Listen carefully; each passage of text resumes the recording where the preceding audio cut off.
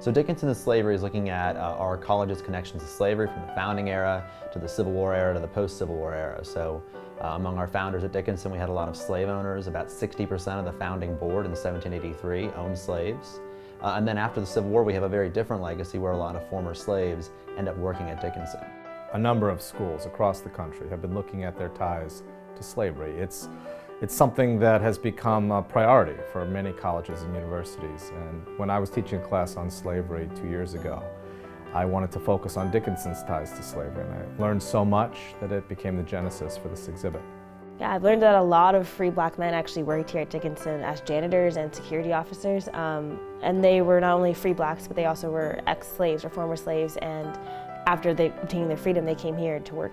And they contributed a lot to Dickinson. One man in particular, Robert Young, helped to integrate Dickinson in the 1800s. I personally was looking into Noah Pinckney, who was a former slave. He was enslaved in Frederick, Maryland, and he fought in the Union Army, and then he lived in Carlisle after the Civil War ended. And he was such an important figure on Dickinson's campus. He would come and sell food outside of East College, and the students just loved him. So one of the things we found is a 1991 memo that described the naming of Cooper Hall, one of the dorms here on campus. And it was named after someone who later becomes a very famous pro-slavery theorist in South Carolina. It just makes you think, I guess, when there's a building that's named after him, and it's a question of what we're celebrating. And I think that maybe naming the building after somebody like Robert Young, who fought to integrate the school, those are values that we should be celebrating today.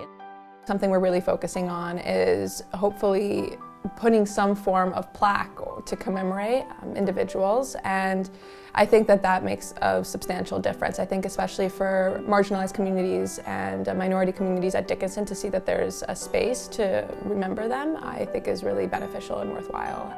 While it's okay to talk about John Dickinson, talk about Ben Rush, it's also important to realize that other people's narratives were going on, and just because they saw the world one way doesn't mean that's the only way the world was seen at that time. There's a whole lot more to come. We're asking questions, we're trying to raise awareness, but the next step is about the community and the campus, and how do you want to commemorate all of this new information? Where does it fit in the fabric of our memory? And that's an open question that's going to take several years to resolve.